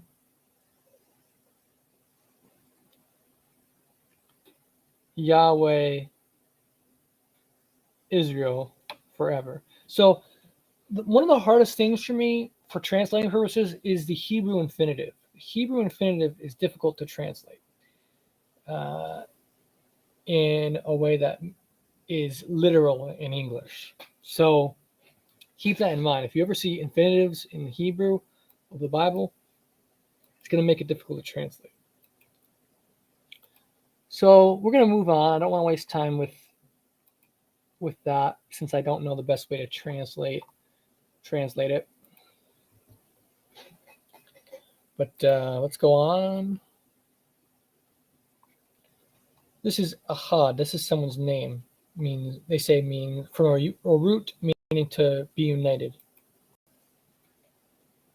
Oh, so Ahad probably comes from the same root as Yahad. Yahad means to be one or to be united.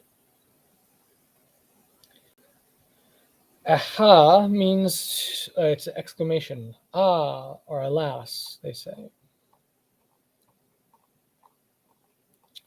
And ahava, I shall subsist,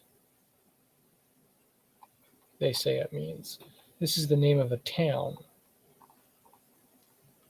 in Babylon, it looks like. Possibly of foreign origin, it says. Ahud, it means I will give thanks, I will be praised.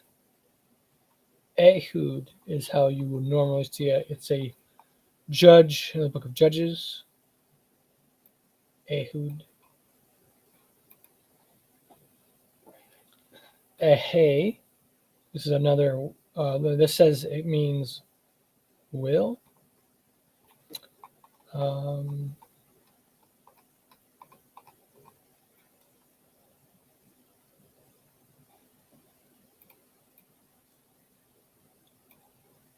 All right, let's see here.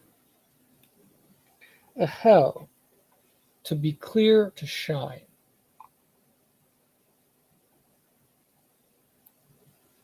Only one time. It's in the book of Job. Then we go to the next one. We have Ahal, to pitch a tent, to move a tent. So it comes from the word for tent, which is 168, Ahal. Tabernacle, tent, dwelling, place covering. They say it comes from 166 ultimately, to be clear or to shine.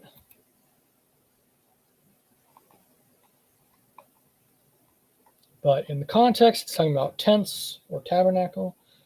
But the thing is, they translate it sometimes as tent and sometimes as tabernacle. They should stick with one meaning. Should it say tabernacle or should it say tent? Well, let's take a look at tabernacle. What does that mean? Tabernacle. Wiktionary.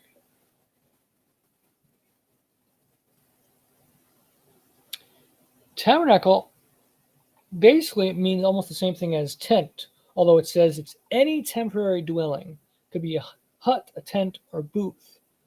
So probably the best way to translate it might just be tabernacle.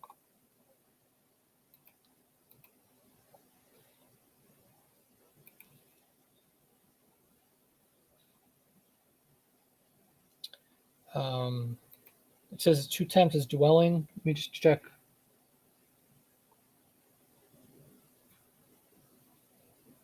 They that hate thee shall be clothed with shame, and the dwelling place of the wicked shall come to naught.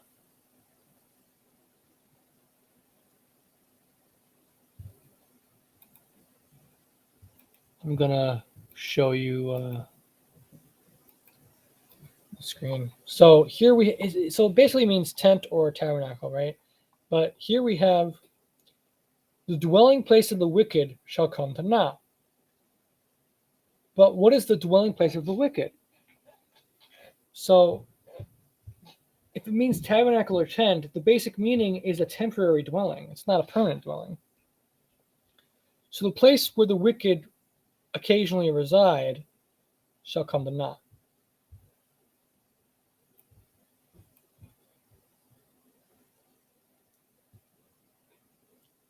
Where is the house of the prince? Where are the dwelling places of the wicked? So a prince is rich and can have a house, but most people are poor and can have only temporary dwelling places like a tent or tabernacle.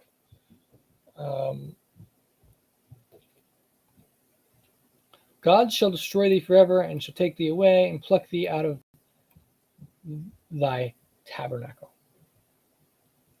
Neither shall any plague come nigh thy tabernacle.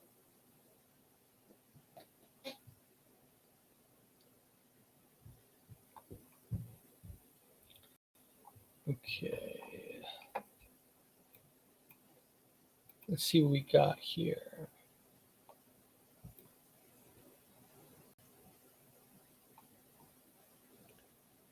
Achal is someone's name. It's an Israelite. Then we have Achala, again, someone's name. Ahaliab, someone's name. Ahaleba, again, someone's name. Ahalibama,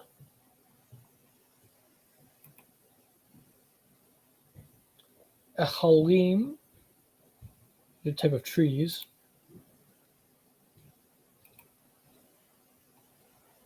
They say possibly of foreign origin. Eharon, that means Aaron. So now it's a different word entirely. Okay, and then Aleph Wa.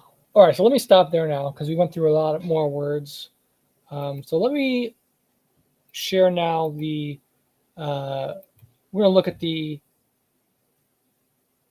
Comprehensive Etymological Dictionary. So we have love,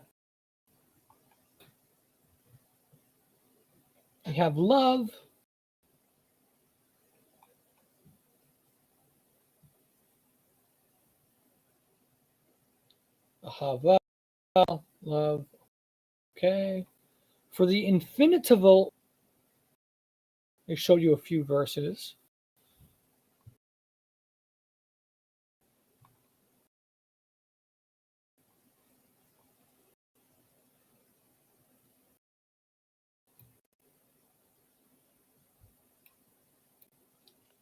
The PDF's loading slow. One sec. Okay. This is a term from a guy 8th to 1922. To ahavav. Ahavavim, also flirt, same guy made up that word. A philanderer is ahavaven. Ahavim, love in the Bible, is a hapax legomenon, occurring in Proverbs 7:18. This is a modern Hebrew word. Ahaven, ahavtan. Again, this is amorous or flirtatious, modern. Ahad, to sympathize. Again, this is made up by a modern Hebrew word, made up by this guy on the basis of the Arabic word, he was indulgent.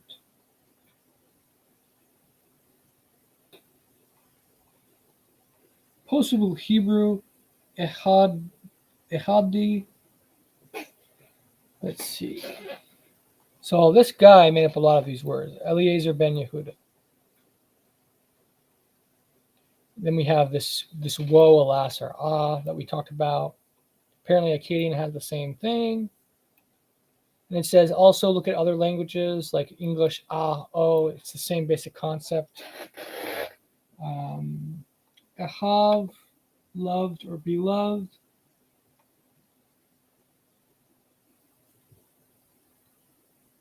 Here's horseman or stable boy. Ahorir,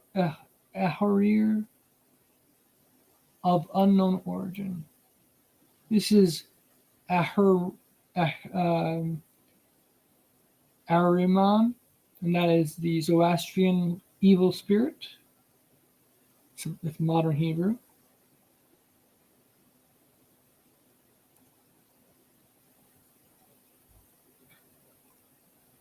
Name of God, I am, that I am, Ea.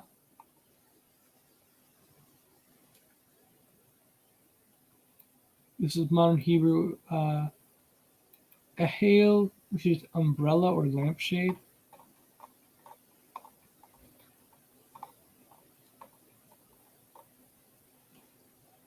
And we have Ahila, is pitching a tent, tent making. To pitch a tent, also it's the same Hebrew word, tabernacle, shelter. We have it Ugaritic, Phoenician, or Akkadian, actually Canaanite, Aramaic has the same word. It says not related to the Arabic word ahal, which means relatives, kin, kinsfolk, adherents, or inhabitants, people.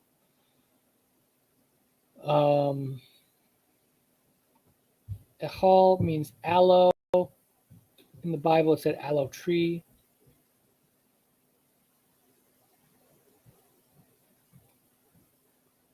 Let's see. A holan, small tent.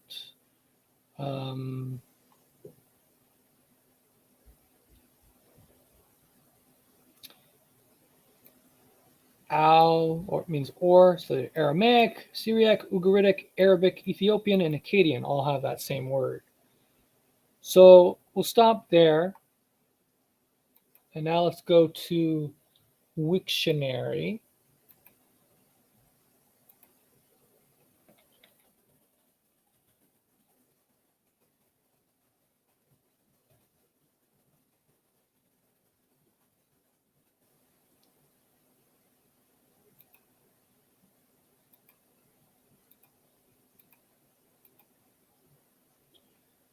Okay, so ahav, so we have the Ugaritic ahav, means love.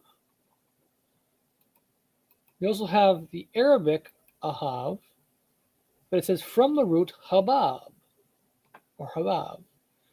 So, interestingly, by the way, also the Greek word agape, which means love, is probably from Hebrew. Watch, take a look at this. Agape. Agape, let's look at the Greek. Greek. Okay, agape. So we'll click this. Semitic offers a match in Hebrew and Arabic. So This Greek word that means love, agape, probably is literally a Hebrew word, ahav, because between different languages, G and H easily replace each other in different languages. So ahava and agapa.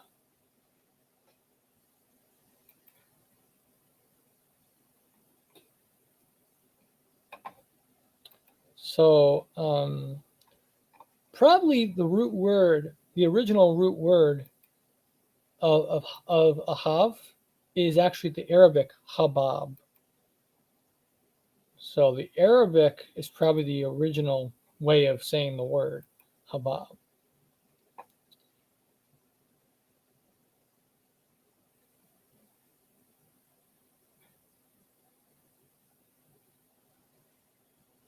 In the Arabic love root, the sense, let's see,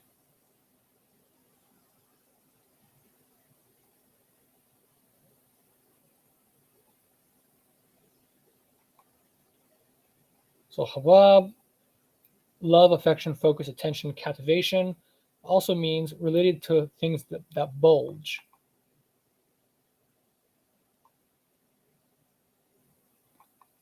Let's see.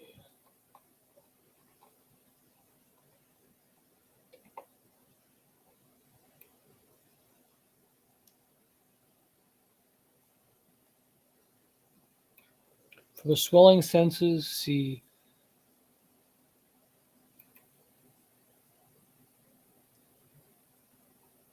Yeah, so the original meaning did not mean love per se, but meant something broader.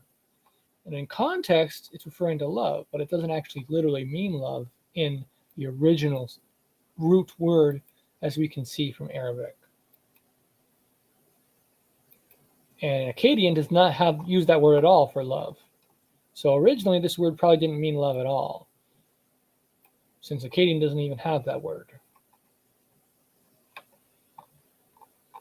And the Arabic preserves the original, which probably means something more like to bulge.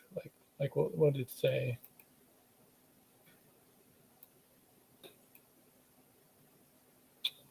Um,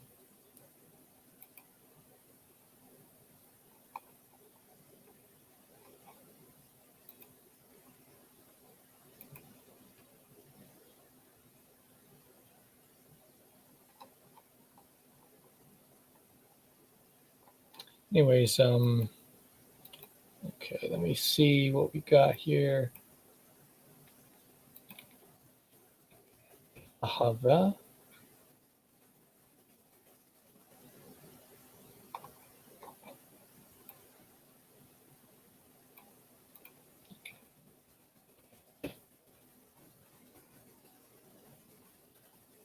All right, so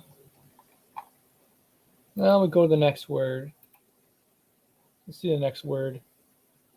The next word is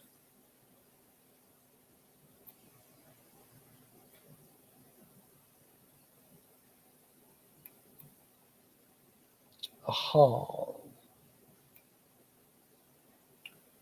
Ahal. So let's take a look at ahal. Sharing the screen.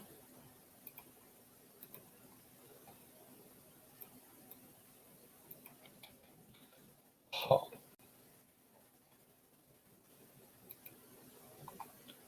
From the root ahal.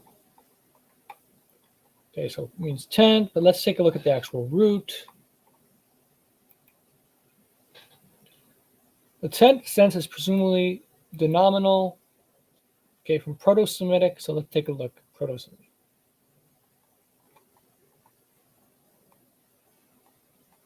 So we have Akkadian, Eble. Then we have Arabic, which they say is kinfolk. Aramaic. Wait here. Or Amorite, Aramaic, Syriac, Hebrew, Canaanite, Phoenician, Ugaritic, Old South Arabian is community, folk. All right. So, um, so the Arabic and the Arabian have the meaning of like people, community, or folk, whereas Hebrew, Aramaic has tent, essentially, or tabernacle. And then Akkadian, okay, let's take a look at the Akkadian.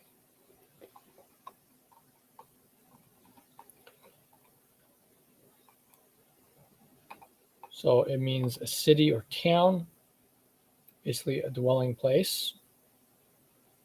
Village, manor, estate, fort, military, or strong point. So actually, based on the Akkadian, we come to find out that it doesn't actually mean tent necessarily.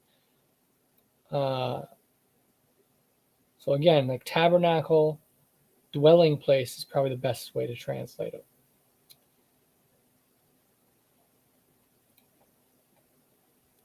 And there's different ways of spelling it. There's the phonetic way of spelling it. So you have the pronunciation spelling. Alum, alu, aliim, alim, alaam, alam, aal. So these are different ways of spelling it by pronunciation. Then you have the logogram way of spelling it, and this is the meaning way of spelling it. You spell it by meanings. So you have uru, uruki. Ki means land. This is a symbol just to tell you that it means land. Okay, so this is the main word. Sometimes it's spelled with this to tell you that it means a land, a place. Like whenever you see a land place, it's going to have the land marker typically. Then this is a plural marker. So sometimes it'll use this for the plural mark. All the other times it'll just repeat the same letter twice, and that tells you it's a plural. And this is also another plural marker. So there's different ways of spelling it, but this is the main way. So here we see the Sumerian word is city, and that Sumerian word is ir or ur. And interestingly, there's a similar word in Hebrew that I think is city with an ear, so that could actually be a loan word from Sumerian. City or town. Okay, so the Hittite uses the same word for city in Hittite. But so when you're using this word in Akkadian, it can have the sound value of ear or air, eerie, airy. Okay, but it can also have the meaning and pronunciation of the Hebrew word or the Akkadian word for dwelling place, and that's ahal. So even though it's spelled with the Sumerian word ur, city, you would pronounce it with the Akkadian or Hebrew word ahal, ahalum. And that's literally the same exact word as the Hebrew, what we just saw. This word right here is the Akkadian ahalum. The ending at the end is just a case marker. So you can ignore the because every Akkadian word has at the end if it's with a certain type of noun. So really what we're looking at is ahal, and that corresponds with the Hebrew word for tent.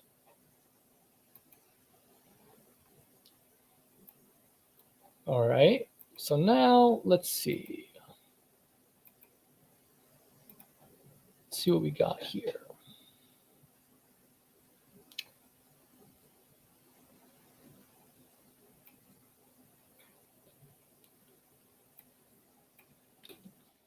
The name Aaron, but I don't think it's going to show us too much about that. It doesn't really give us etymology there. But let's see.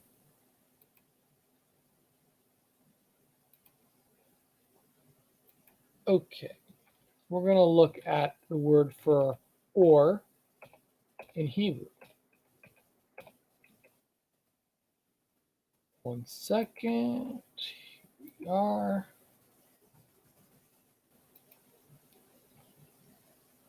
Let's share the screen once again.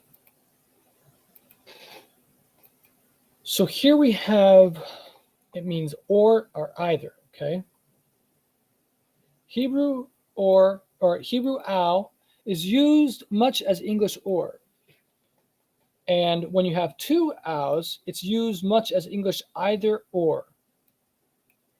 The main difference is that when you have two ows in a row, it cannot by itself introduce two complete clauses. Rather, in this case, each clause must be introduced by shin, which means that. That might be modern Hebrew. So now we look at Proto-Semitic, so ow. Let's take a look at what it says.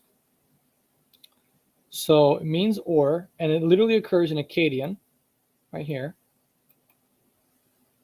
It also occurs in Eblate. It says script needed, so they need to put the sign there. But so then we have Arabic, has the same word, ow. Then Aramaic, same word. Syriac is a dialect of Aramaic, same word. Hebrew, Ugaritic, the Old South Arabian. So all has the same exact word.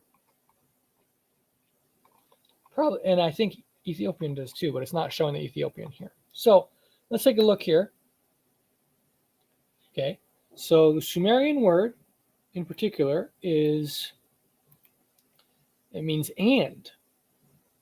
Also, furthermore, interestingly, the Hebrew u literally also means and. So that's kind of cool that it has the same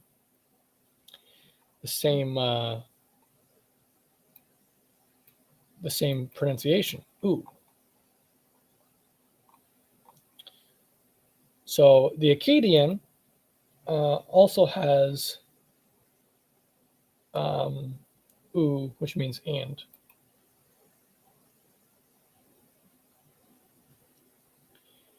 And so anyway, wait, hold on a second.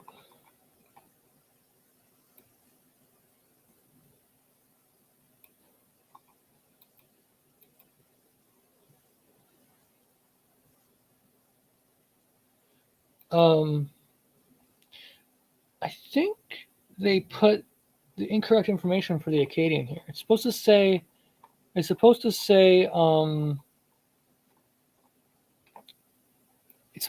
or.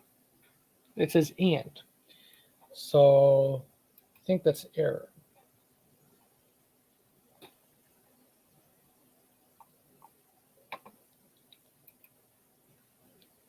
One second here.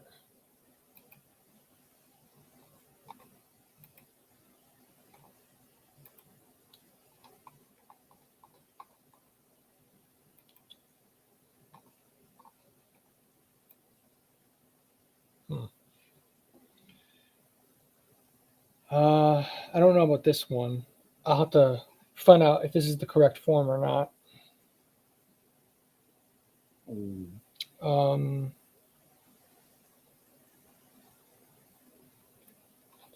Anyways, let's see what we have left here.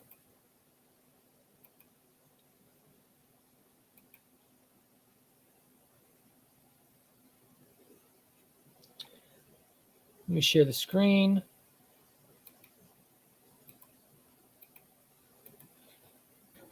So Blue Letter Bible has Ahulal. This is someone's name. Ahav, that is a water skin bottle or necromancer.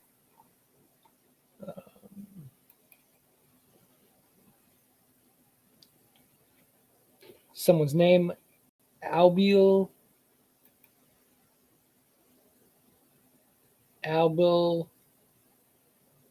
That says stream or river.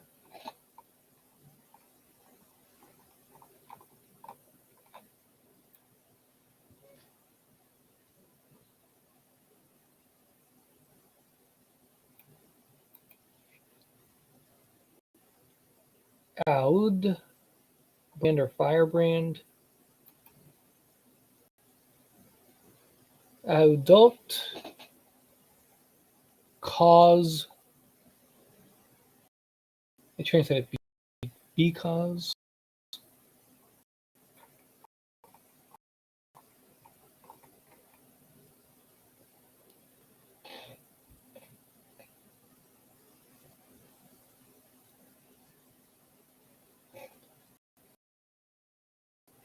Aua, let's see, is desire.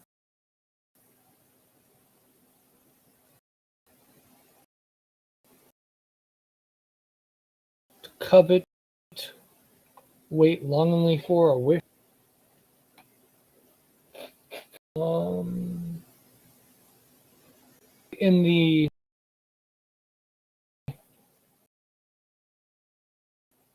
stop sharing for a second. When we look at in,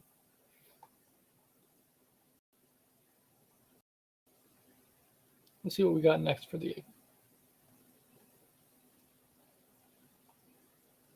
So I think what we'll do. It's already 5:30, and we don't got anyone watching right now. And I'm kind of tired anyway. It's been about 2 hours, so I think we'll stop here. We'll continue next week, and we're gonna we're gonna rehash.